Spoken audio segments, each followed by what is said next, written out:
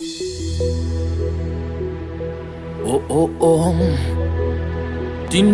Ndinoda kusangana nemuponesi wangu. Gare ndichasangana na Jesu. Zvino tose zvatakanga tiri madhonge, murayiro wa Mozisi unoreva saizvozvo wani, ndokutozove chirevo madhongi kunze kweguta. Vaedheni taisave chino pavungano yaIsraeri. Mozisi vape mumwe murayiro, vaudze kuti yavhura chizvaro dangwe remhuka dzose nderangu. Ndipe sechibayiro, asi kwete dhongi ridzikinure barufu negwayana panzvimbo yaro. Takadzika matende, hatisi vagari vepano. Takadzikinurwa eropa regwayana raJesu. Vapfuri ndo zvatiri, kana mazuva apera tichaenda kwatakawanirwa nzvimbo kuJerusarema itsva, kuJerusarema ikoko kune zvipenyu zvinoti mutsvene. Ndichafara kwazvo kuonana naShe, ndoimba nendirozi. Kare naJesu kune zvipenyu zvinoti mutsvene. Ndichafara kwazvo kusangana nemuponesi wangu. Gare naJesu. Zvakanyorwa kuti wakanga akanaka Israeri yose, hakuna aifanana naSauro. Oyo Sauro atumwa, enda unotsvaka madhongi angu. Cherechedza uchaona ndiJesu achitsvaga iweni.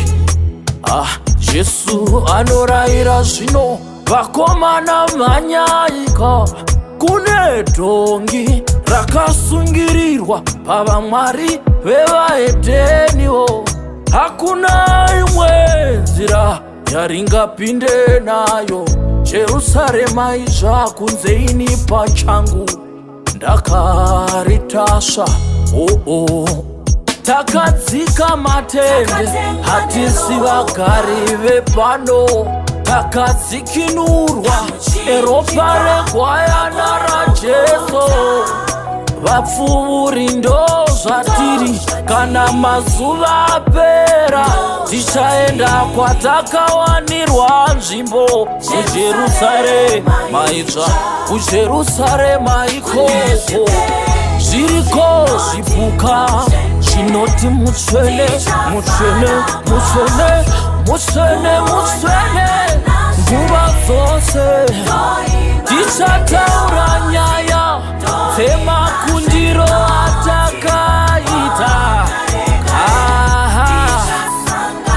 Zviriko zvipuka zvinoti mutsvene. Vatana 24 nguva dzose vanoti mutsvene.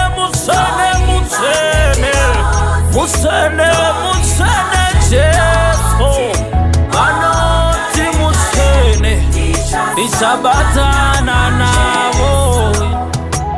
Tarisa, ndinako kuipa pamoyo, vaunonatsa vaunoda. Ruoko rwako rukandibata. Kamwe chete neni zvaringana.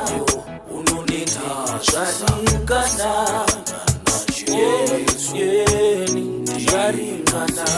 mwanakomana wa Mari, ndiwe mupone ziriko ikoko batana makumi mabiri ni bana bano imbabo utimusheneka gare gare ndishabatana nabo ziriko kudenga ikoko zinoti musene ndishafara kwazo kuonana nemuponesi wangu tichiimba musene musene kare kare tichasangana na shene ziriko ikoko kude